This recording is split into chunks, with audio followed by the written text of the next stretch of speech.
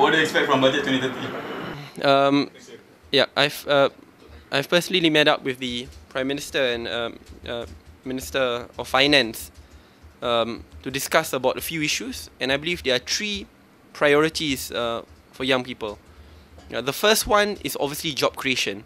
That is the ultimate priority. We can win 100 gold medals, but if we're not able to resolve basic economic issues which involve young people, which at its base is jobs, we won't be able to serve their primary interests. Right? So at the moment we know we have 500,000 people who are unemployed, 200,000 who are skilled, 300,000 who are underskilled. Question is, how do we target assistance to them so that in the end we get them back into formal employment? We have requested a special budget of 6 billion ringgit to be spent on the youth of Malaysia so that more than 350,000 jobs can be created in a timeline of 5 years. In order for me to elaborate more about the plan, I think I wouldn't be doing justice, because obviously we need to wait for the Belanja one this Friday. But requesting for a 6 billion ringgit fund for 350,000 jobs in 5 years' time. The second one here, which we have requested, is for there to be an increase in allowance for TVET education. Yeah, TVET education is critical for young people, and at the moment, a lot of those who enter TVET are those who come from underprivileged family backgrounds. So instead of us just giving additional cash handouts to young people in general without targeting it, it's much better to increase the level of allowance of young people who choose to enter TVET to be trained under TVET and in the end get good employment. So if you look at the rate of employment after TVET, it's really high. It's at 94 to 96%. Much better than even some of the best public universities. So the question is, how do we pull more people to join TVET education and TVET stream, at the same time reprioritize national focus on TVET? The third one and the final one is to increase the minimum wage. This is our commitment of Pakatan Harapan, that by the right time it will be increased, in one term it will be increased to 1,005. We've made progress. Previously it was 900 ringgit, 950 ringgit. And then we increased to 1,050 ringgit. And then early this year we increased to 1,001. And the suggestion for next year should be increased to 1,002. Why is this important? Because once you correct the wage scheme, that's when young people who enter job market, even in midstream, there would be an increase as well. So these are three things which revolve for young people. If I'm to touch about sports, it will be much longer.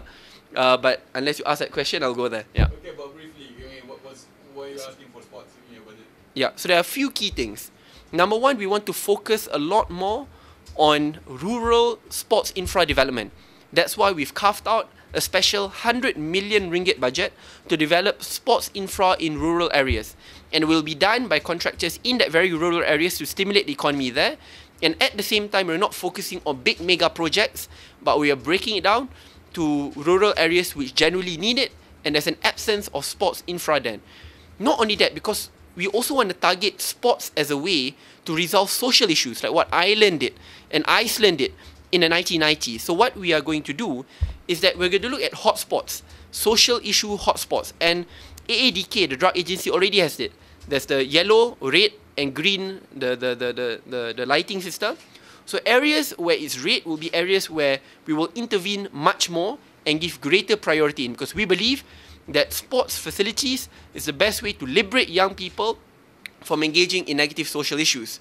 So that's one part of it. The second part, we've requested for additional allocation for women in sports. I think we've done a great injustice for women in sports. There's a lot more work which we can do, and they deserve a lot more allocation. We are trying to match something like the US did. It's called Title IX, which looks at equitable funding between men and women in sports, not just in elite sports, but even from schools to universities, because in the end, we think that women deserve the allocation. That's why we want more allocation for women's hockey, for women's netball, for women's basketball, for women's football, for women's rugby team, so that in the end, we give more limelight to them, more justice to them, to have a better place in the sports landscape. And third and finally, instead of building more and more sports infrastructure, we need to start looking at maintaining current sports infrastructure. Because we keep on building new ones, but if you look at existing ones, they are highly dilapidated. A lot of it can't be used, it's almost abandoned. So we've requested for an additional budget for more maintenance to upkeep our sports infra than building continuous new ones.